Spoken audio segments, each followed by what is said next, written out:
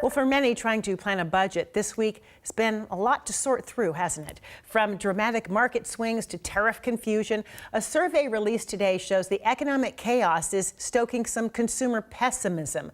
And that pessimism is driven in part by consumers expecting inflation will push higher by the end of the year and unemployment will rise with it. When prices go up, sort of by definition, people buy less.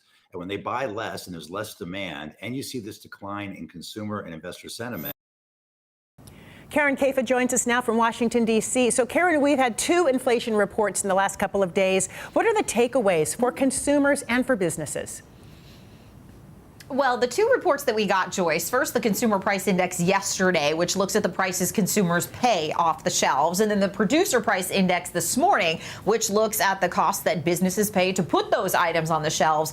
Inflation appeared to be cooling in both of those reports in terms of consumer prices and wholesale pricing. That was a good thing. Consumer prices at a 6-month low in terms of those price increases, and showed that the Federal Reserve was taking things in the right direction. It also shows the resilience of the U.S. economy. The labor market has remained strong even as the Federal Reserve has kept interest rates high. What economists are worried about now, despite that good news, is what tariffs are going to do to consumer prices, what the next inflation report will look like. But the silver lining of all of this, Joyce, is that the economy and inflation in a pretty solid position to weather the uncertainty ahead.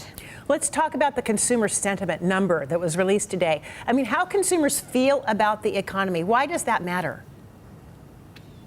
It matters to economists because it can give them a hint of the hard data that is to come. When you look at a consumer sentiment survey like that of the University of Michigan, economists call that soft data, right? It doesn't necessarily translate into any hard numbers that they can calculate or make any projections on.